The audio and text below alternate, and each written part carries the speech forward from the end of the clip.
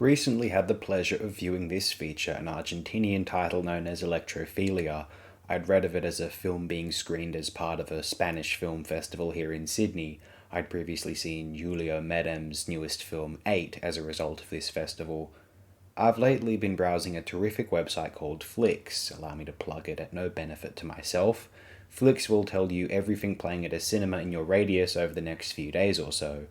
I absolutely love it, and I was able to become aware of Electrophilia, an interesting title and premise, and go view it at one recent Monday night. One thing I want to mention about Flix is that it does not cover, at least where Sydney is concerned, gallery screenings. I'll be attending several of the New South Wales Art Gallery screenings of the Nouvelle Vague films. None of those, for example, are listed on Flix. Anyway, Electrophilia. It was directed by a woman named Lucía Puenzo, an Argentinian filmmaker who is seemingly also known as a novelist in Argentina or among Spanish language literary discussions. And Electrophilia is her 14th credit as a director, including short films and television series which she has directed episodes for, counting the television show itself as one of the 14 credits. And what did I think of Electrophilia? Did it live up to the premise which I found intriguing?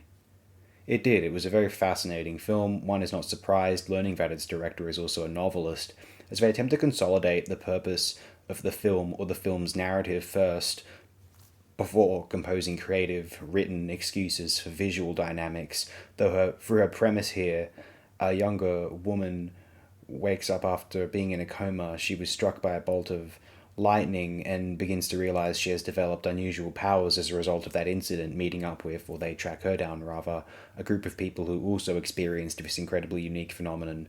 This almost sounds like, on paper anyway, a hacky superhero or deconstructive reimagining of a superhero premise. One may be concerned that it is a little like Unbreakable. Not that we have anything against Unbreakable. I'm very fond of the film personally, but it is a premise which was done before and feels too obvious and an instance of oversaturation of that particular genre mold. However, Electrophilia does not have one remotely considering the superhero genre when actually watching it. It is almost as if the superhero genre may as well not exist. The film is a somewhat familiar existential drama about a crisis of identity, a feeling of detachment from those around one, the cinematographic ethos reflecting this, sullen close-ups, characters symmetrically arranged across a subsequent wide shot of the room, a shot of them in a waiting room, a shot of them in a doctor's office mid-conversation, a series of cold sex scenes which are less erotic than vaguely clinical. Really, in some respects, Electrophilia is not a composition or revelation, though it is well executed. Actually, peering at Lucía Puenzo's earlier filmography, none of it looks really captivating or interesting to me personally. Seems like predictable, formulaic, attempted introspective dramas for the festival circuits.